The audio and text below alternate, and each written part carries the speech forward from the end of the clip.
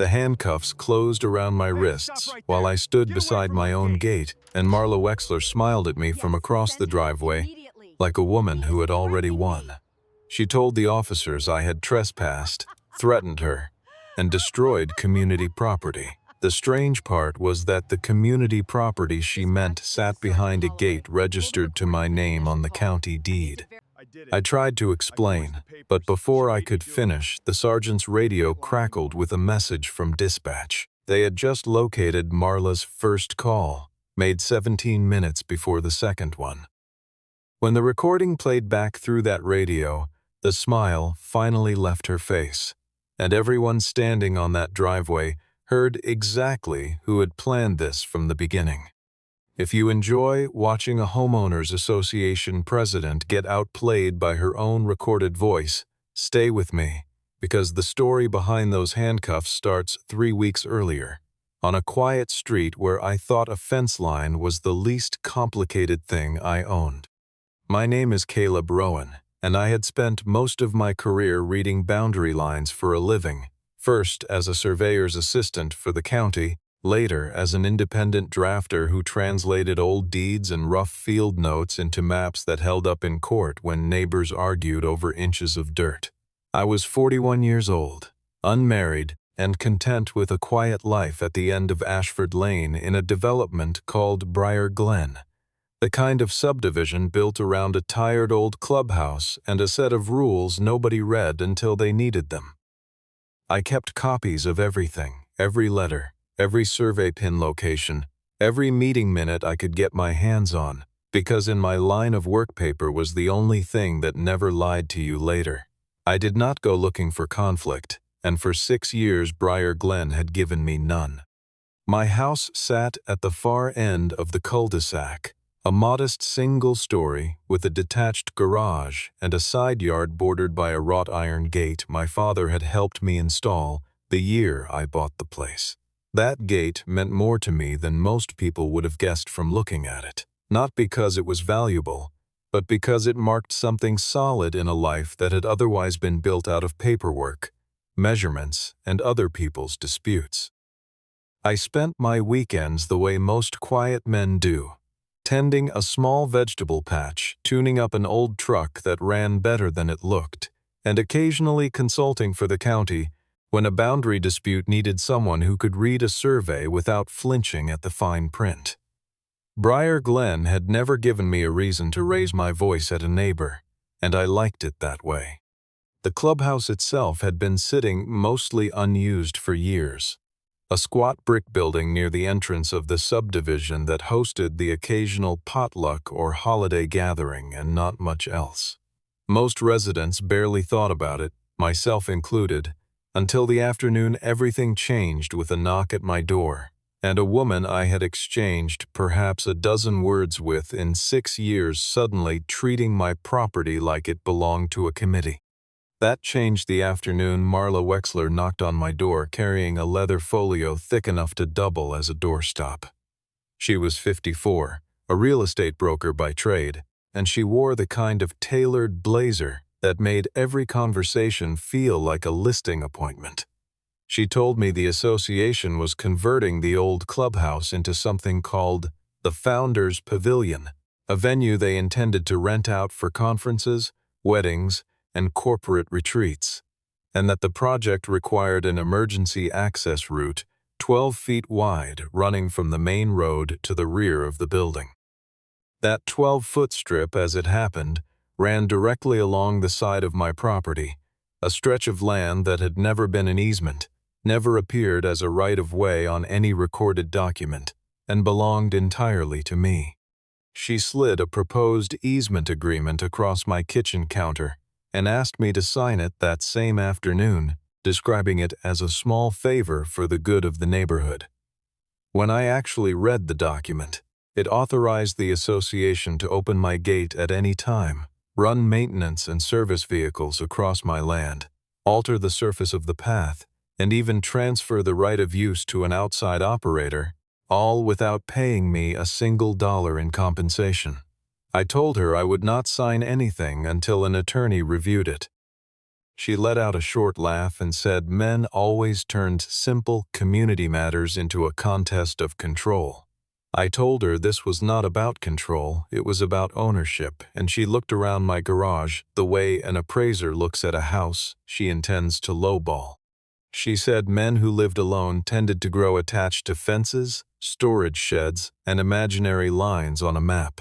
I walked her to the survey stake still standing at the corner of my property and told her the line was not imaginary at all. It was recorded, stamped, and filed at the county office 2 miles from where we stood. She glanced at the stake for less than a second before waving it off, saying paperwork could always be updated once the board finalized its plans, as though the deed in my filing cabinet were a suggestion rather than a legal instrument. I asked her plainly why the association needed exactly 12 feet, no more and no less, and she answered that the fire code required it for emergency vehicle turnaround, though she offered no code section, no fire marshal correspondence, and no engineering report to support the number.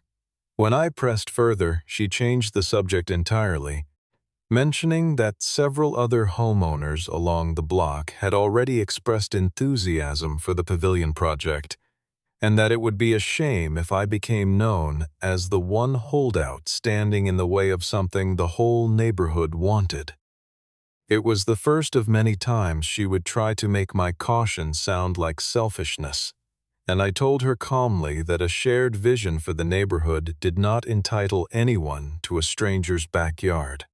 Before she left, she warned me that the board had more than one way of dealing with what she called an uncooperative homeowner. 2 days later, an official violation notice appeared in my mailbox, citing me for obstructing a shared access route that had never existed on any map I had ever seen. And that was the first shot in a fight I did not yet understand I was already fighting. The notices did not stop with that first letter. Within a week, I received a citation claiming my fence blocked fire department access, and a third insisting the board had reclassified the strip of land as a common use area during an executive session. Every letter carried Marla's signature, and not one of them cited an actual bylaw, ordinance, or recorded vote that gave the association any authority over my property. I sent a formal written request asking for the meeting minutes that approved the reclassification, a survey proving any association claim to the land, a legal opinion from the association's attorney, county approval records, and a copy of any board vote authorizing the change. Marla never produced a single document. Her only reply accused me of wasting the time of women trying to run a community while men like me argued over inches.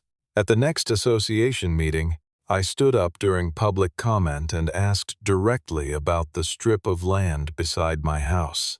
She cut me off before I finished the question, announcing that the matter had already been settled in a closed session of the board, a claim that immediately drew a sharp response from an elderly resident named Lorna Beckett sitting near the back of the room. Lorna had spent decades as a court clerk before retiring to Briar Glen, and she said plainly that a closed session could never transfer ownership of private property, and that she had never seen any vote on the subject in 6 years of attending every single meeting. Marla dismissed her, calling it a misunderstanding of modern executive decision-making. But after the meeting ended, Lorna quietly handed me copies of the last 6 months of board agendas. Not one of them mentioned an easement, a pavilion access route, or my property at all. I thanked her in the parking lot, and she told me she had watched enough court proceedings in her career to recognize when someone was building a case out of nothing, and she said Marla had the confident posture of someone who believed no one in the room would ever check her work. Over the following week, the pressure only intensified. A fourth notice arrived, claiming my landscaping violated a setback requirement that had never applied to my parcel, and a fifth threatened escalating daily fines if the gate remained locked past the end of the month.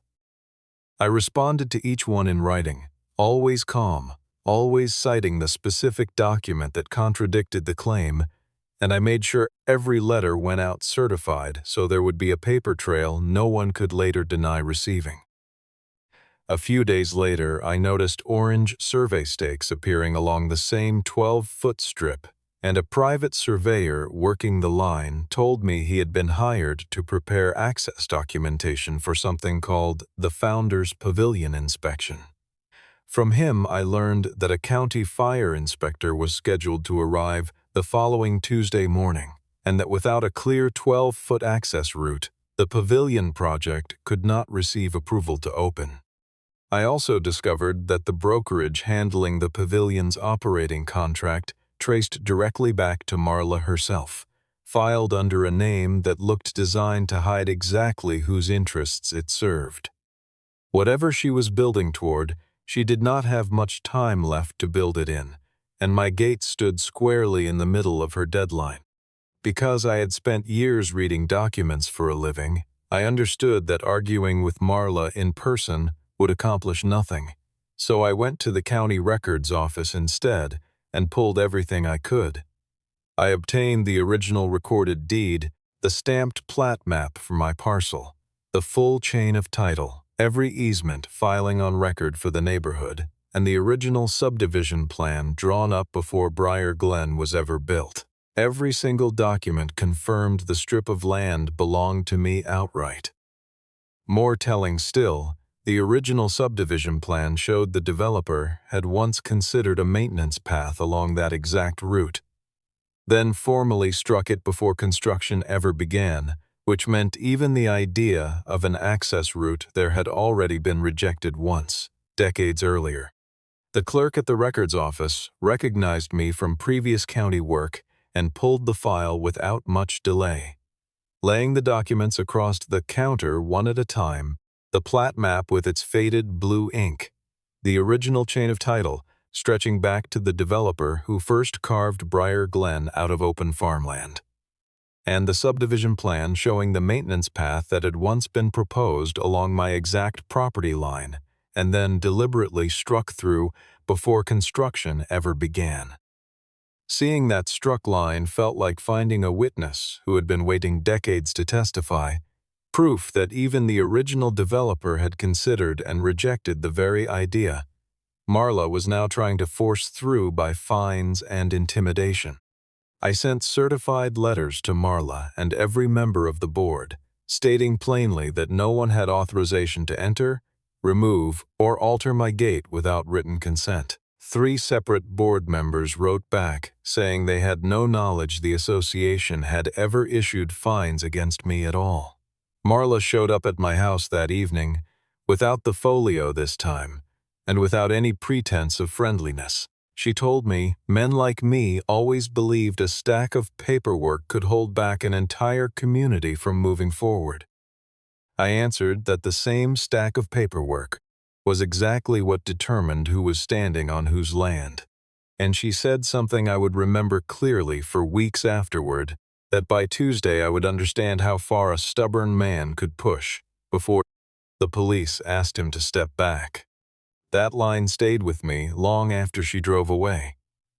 I checked every camera around my property, swapped in fresh batteries, and angled one directly at the side gate.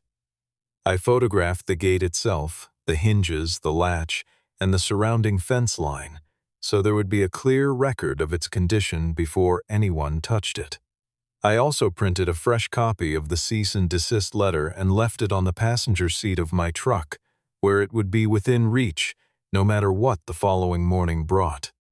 Lorna called me late Monday night after overhearing a board member mention that Marla had hired a contractor named Preston Vale to perform what she described only as emergency access work early the next morning.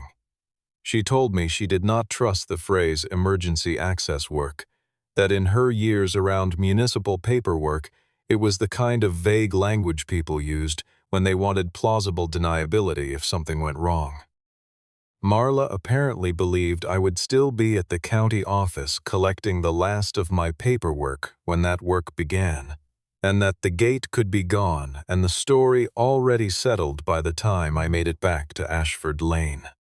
I decided to keep my appointment at the records office, but asked the clerk to have everything ready in advance so I could return home sooner than expected.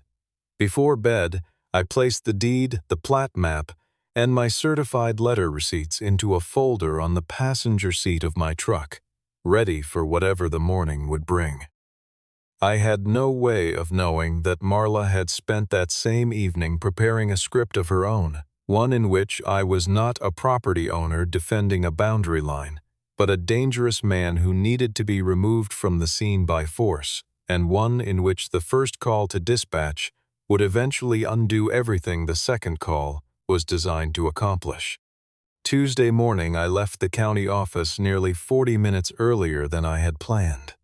When I turned onto Ashford Lane, I saw Preston's truck parked in front of my house, my side gate already swinging half open, and two men working the hinges loose with a socket wrench. The sound of metal grinding against metal carried across the yard before I had even shut off my engine, and for a moment I sat in the driver's seat feeling something close to disbelief, watching a piece of my own property come apart in broad daylight while a woman I barely knew stood by with a folder of paperwork she had never once let me actually read in full. Marla stood nearby with her leather folio tucked under one arm, watching the work like a foreman overseeing a job site that belonged to her. I parked on my own section of driveway, started recording on my phone, and asked Preston who had authorized him to remove my gate. Preston glanced toward Marla before answering, and she told him the board had reclassified the area as shared access, the same false claim she had repeated in every letter for 3 weeks. I handed him a copy of the cease and desist letter and asked him to stop working immediately. He set down his tools, but Marla ordered him to continue, and then she turned toward me with the kind of practiced condescension I had grown used to over the past month. She called me a boy defending his little fortress, said men only understood boundaries once a uniform showed up to explain it to them, and mocked the folder of documents in my hands as though it were a prop rather than a legal record. I did not raise my voice, and I did not step toward the contractor or the gate. I simply stood between the workers and the opening, repeating my request for them to leave the property, and Marla backed toward the street and dialed 911 for the second time that morning. In that call, she never once used my name. She described an unidentified man storming into an association maintenance area, yelling at a woman, possibly carrying a metal tool that could be mistaken for a weapon, and physically preventing an employee from leaving the scene, when in truth the only metal tool anywhere near us was the wrench in Preston's hand. She also claimed I had appeared suddenly and that she had no idea who I was, despite having stood in my kitchen 3 weeks earlier reading my name off my own mail. Officers arrived believing they were responding to an aggressive, possibly armed man actively restraining another person against her will, and I watched 2 patrol cars pull up faster than I expected, both officers moving with the brisk, wary caution of people who had been told to expect a weapon. When Officer Miles Keene ordered me to raise my hands, I complied immediately, setting my phone down slowly on the hood of my truck so there would be no mistaking the motion for anything else. With no clear information yet about who actually owned the land, and with Marla's account still ringing in his ears, he handcuffed me to secure the scene while the situation was sorted out. The metal was cold against my wrists, and I remember thinking, almost absurdly, that I was standing closer to my own front door than I had been in years, yet farther from being believed than I had ever imagined possible on my own property. Marla's tone shifted instantly to calm and cooperative, introducing herself as the association president and presenting the officers with a hand-colored diagram she had prepared in advance, one that labeled my strip of land as emergency access in her own neat handwriting, complete with a small legend in the corner as though it were an official survey rather than something drawn the night before at her kitchen table. As the cuffs closed around my wrists, Marla looked directly at me and smiled, leaning close enough to say quietly that she had told me this would happen, that men only ever listened once a badge arrived to make them. But Sergeant Dana Holloway, the officer overseeing the scene, was already noticing three things that did not add up. My name appeared on the mailbox and on the registration inside my truck. The survey stake sat clearly inside my fence line rather than outside it. And the dispatch notes indicated Marla had placed an earlier call that same morning asking for police assistance with what was logged as a civil property dispute, not an active threat. Dana asked why Marla had claimed not to know me during the second call, if she had already called about the exact same location earlier that day, and Marla answered that fear had confused her memory. Dana requested the recording of the first call be pulled immediately, and within minutes, everyone standing in that driveway would hear exactly what Marla had said before any of this had even happened. Renee Larkin, the dispatch supervisor, patched the recording through to Sergeant Holloway's phone within minutes. Marla's voice in the first call was completely composed, calm in a way that had nothing to do with fear. She introduced herself by her full name, stated she was standing outside the home of Caleb Rowan, and requested police presence to oversee a contractor removing a gate. The dispatcher asked whether the gate sat on association property, and Marla answered without hesitation that according to county records it belonged to him, but that the board had decided they needed the access anyway. The dispatcher explained clearly that police could not enforce a civil matter without a court order or a valid recorded easement. Marla grew impatient, mentioning that a fire inspector was due to arrive soon and that the gate needed to be gone before he did. Then came the line that would decide the entire outcome of that morning.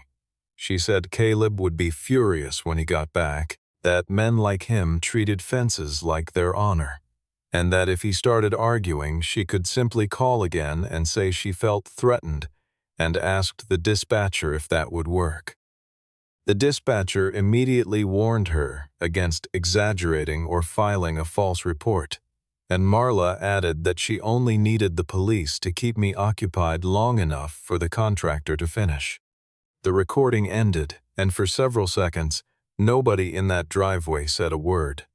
A neighbor 2 houses down had come out onto her porch at some point during the commotion, and even she seemed to sense the shift in the air, the way a street goes quiet after a car finally stops skidding. Marla's smile was gone completely, replaced by an expression I can only describe as someone watching a carefully built structure collapse in real time, unable to stop any part of it. Officer Keene removed the cuffs from my wrists and apologized, his voice noticeably different now, softer, almost embarrassed, and I told him I understood he had only been working with the information he was given. Sergeant Holloway ordered Marla to step away from the property while officers verified the paperwork, and I produced the deed, the county plat map, and the certified letter Marla had personally signed for 3 weeks earlier, laying each one flat on the hood of the patrol car so there could be no confusion about what belonged to whom. Preston admitted that Marla had told him the police would handle the homeowner if I showed up before the work was finished, and my own camera footage backed up every word of it, including her comment about men only listening to a badge. Marla tried shifting the blame onto Preston, insisting he had misunderstood her instructions, but he pulled out his phone and showed a text message from her that read the gate needed to be gone before 9:45. And that if Caleb showed up, he should keep working because she had the police part handled. Sergeant Holloway informed Marla she was now under investigation for filing a false report, misuse of the emergency system, trespassing, and interference with private property. At that exact moment, the county fire inspector's vehicle pulled onto the street, and Marla attempted to walk over and greet him as though nothing unusual had happened. Dana stopped her before she reached him. The inspector took one look at the half-dismantled gate, the 2 patrol cars, and the property maps in my hands, and announced that the Founders Pavilion inspection was suspended effective immediately. Once the officers left, I assumed the whole affair had simply been one homeowners association president abusing her authority. But Renee provided the full recording as part of the official investigation file, and buried near the start of that first call was another line I had missed the first time through. Marla had told the dispatcher that if the inspection failed, her consulting contract disappeared along with it. That single sentence sent me back through every piece of paperwork the association had ever mailed to homeowners about the pavilion project. According to those documents, the project was being managed by an outside firm called Wexford Community Partners, presented to residents as an independent contractor hired to modernize the clubhouse. Lorna discovered that the registered address for that firm matched the exact same brokerage office where Marla worked every single day. A board member named Graham Holt, uncomfortable with what he had already heard, handed me a draft copy of the operating contract, and in the fine print, Marla's firm stood to collect $18,000 in an initial consulting fee, another $10,000 once the pavilion passed its safety inspection, and a percentage of every rental contract signed during the first year of operation. She needed access across my land specifically to unlock that final payment, which explained why 3 weeks of fines, threats, and fabricated meetings had all led to a contractor's wrench on my gate hinges. Worse still, the board meeting minutes claimed the entire membership had unanimously approved the consulting contract, yet 2 board members told me directly they had never voted on anything of the sort. Lorna compared the official minutes against the secretary's original handwritten notes from that meeting and found an entire paragraph granting the president authority to sign contracts that had been inserted after the fact in language that did not match the rest of the document at all.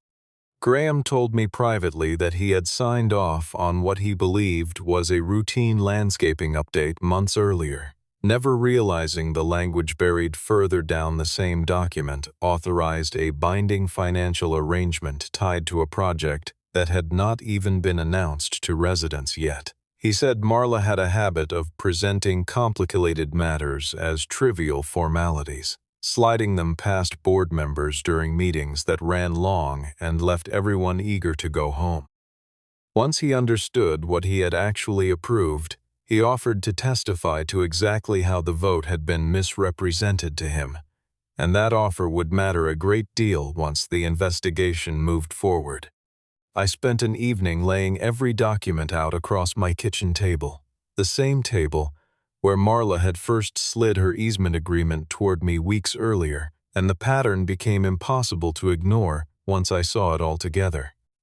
The fines were never about fire codes or shared access. They were a pressure campaign designed to make me feel like the unreasonable one, isolated and outnumbered, until signing away my land seemed like the easiest way to make the problem disappear. Preston agreed to cooperate fully with investigators once he understood the scope of what he had been pulled into. He turned over invoices showing that Marla had paid him using association funds while describing the work on paper as emergency landscaping repairs. My own security footage confirmed no landscaping work of any kind had ever taken place at that gate, only removal. Piece by piece, the full plan came into focus. Marla had privately promised the pavilion operator an access route months earlier, and when I refused to sign the easement, she manufactured fines to pressure me into compliance. When the fines failed, she hired a contractor to remove the gate outright, then called the police specifically to keep me away from my own property while the work finished, planning to present the fire inspector with a clear open path and later describe it publicly as an access route the association had always maintained. By the time I understood the full shape of it, I no longer wanted an apology. I wanted every homeowner in Briar Glen to hear Marla's own voice explain exactly what she had done, in her own words, before she had the chance to rewrite the story a second time. 3 days later, the clubhouse meeting room filled beyond capacity, folding chairs pulled in from a storage closet to handle the overflow, and the low hum of conversation before the meeting started told me word of what happened at my gate had already traveled through every corner of Briar Glen. Marla had not yet been formally charged with anything, so she still technically held her seat as president, and she opened the meeting by announcing it had been called specifically to address threatening behavior directed at women in leadership positions across the community. She described me to the room as an angry man opposing a community project simply because he resented being led by a woman, and she spoke with the same practiced confidence she had used in my kitchen weeks earlier, as though the outcome of the room were already decided before anyone else had a chance to speak. I noticed a few residents nodding along, people who did not yet know what I knew, and for several minutes I let her speak without interruption, aware that anything I said too early would only look defensive. When it came my turn, I did not attack her character. I laid out the deed, the county plat map, the cease and desist letter, Preston's invoices, the text message about having the police part handled, the altered meeting minutes, and the draft contract detailing the $28,000 consulting arrangement. Marla insisted every document had been taken out of context. I asked Sergeant Holloway, present at the meeting as a courtesy, whether the dispatch recording could be played for the room, and she agreed. The room went completely silent as Marla's own voice filled the space, admitting on record that the land belonged to me and asking the dispatcher whether she could later claim to feel threatened if I objected to the work. I watched the faces around the room change in real time, the nodding from earlier replaced by folded arms and lowered eyes, and somewhere near the back someone let out a low, disbelieving breath loud enough for half the room to hear. That was the turning point the entire evening had been building toward. Lorna stood and confirmed once more that the board had never approved any easement, her voice steady in the way of someone who had spent a career watching people try to talk their way around the plain text of a record. Preston confirmed. Marla had ordered him to keep working before the inspector arrived, regardless of what happened when I returned home. A board member named Audrey Sloan pushed back firmly against the framing Marla had tried to establish from the start, saying clearly that this had never been a matter of gender at all, but a matter of an association president using the police as a tool to seize property that was never hers to take. Marla lost her composure and accused the entire room of turning against her. I said only one thing in response, that she was not being removed because a man had refused to listen to her, but because her own recorded voice had told the truth before she had the chance to write a more convenient version of it. The board voted to suspend her immediately, and within the hour, homeowners invoked an emergency recall provision buried in the association bylaws. Marla was removed from the presidency by an overwhelming majority. When she walked out of that room, no one followed her, and her leather folio remained sitting on the table long after she had gone. In the months that followed, the consequences played out through proper channels rather than through anger or spectacle. Prosecutors did not build their case on my word alone. They relied on both recorded calls, the dispatch logs, my home security footage, the responding officer's body camera recordings, Preston's text messages, the county property records, the certified letters, and the previously undisclosed financial arrangement tied to the pavilion contract. Marla eventually accepted a plea agreement on charges related to filing a false police report and trespassing, requiring her to pay restitution for the gate, repay the association funds she had misused, and complete a set of community service hours. A separate real estate licensing board opened its own investigation into her failure to disclose a direct financial interest in the pavilion project, a process that would take months to resolve and would follow her well beyond Briar Glen. The association terminated its contract with Wexford Community Partners entirely, and the remaining board members spent an uncomfortable evening combing through every other contract Marla had signed during her time as president, searching for any additional arrangements that might have gone unnoticed.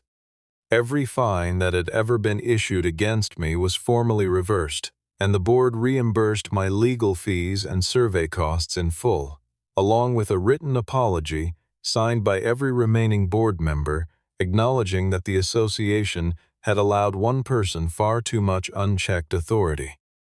Preston replaced my gate with better materials at no additional charge, admitting that he should have verified property ownership before ever accepting the job in the first place. And he told me afterward that he had turned down 2 smaller jobs from other homeowners simply because he wanted to double-check every property line himself before lifting a single tool again. Officer Keene stopped by my house once the case closed to deliver a copy of the final report and to apologize once more for the handcuffs. He mentioned that he had thought about that morning more than once since, and that the hardest part of the job was not making an arrest, but realizing afterward how easily a confident voice on a phone call could shape the entire outcome of a scene before an officer even arrived to see it for himself. I told him I understood why he had acted cautiously given what dispatch believed at the time, that the failure was never in the officers following procedure, but in Marla twisting that procedure into a weapon aimed squarely at me. Sergeant Holloway later recommended additional training for patrol officers responding to calls involving homeowners, association disputes, and property boundaries, so future officers would ask the same questions she had asked that morning before anything else happened.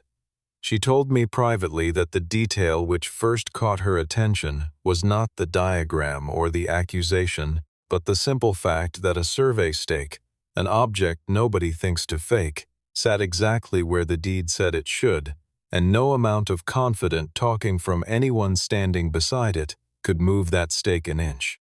Briar Glen adopted new rules in the aftermath, most of them drafted with input from Lorna, whose decades of court experience finally found a proper use in the community she had lived in for so long. The president could no longer hire contractors independently without board approval. Any major expenditure required 2 signatures rather than 1.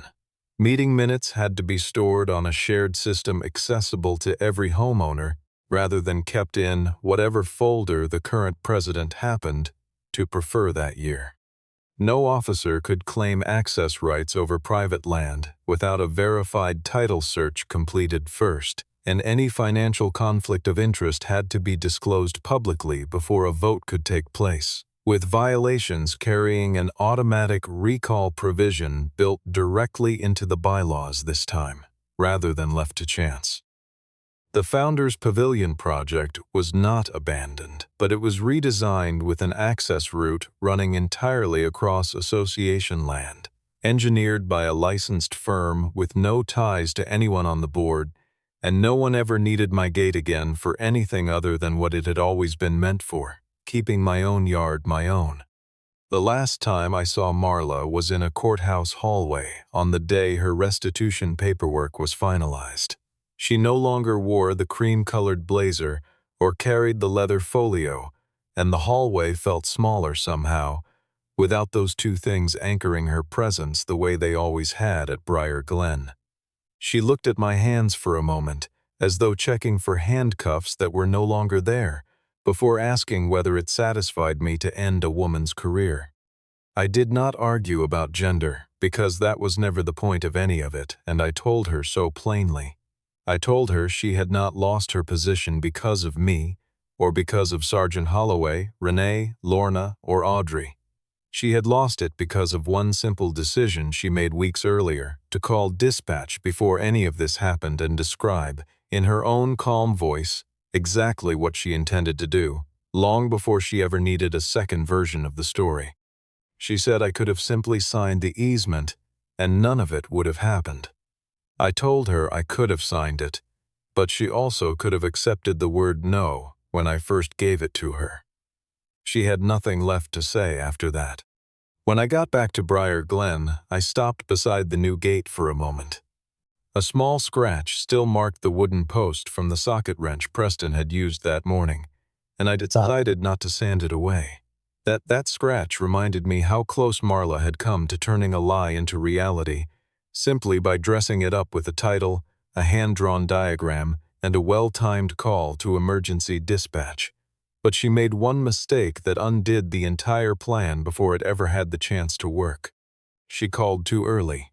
In that first call, she had not yet panicked, had not yet cast herself as a victim, and had not yet turned me into a stranger she claimed not to recognize. She said my name, admitted the land was mine, and explained precisely why she needed the police to keep me away from it. The second call was the story Marla wanted the world to believe. The first call was simply the truth, and it had already been recorded before she ever had the chance to smile at me while I stood there in handcuffs.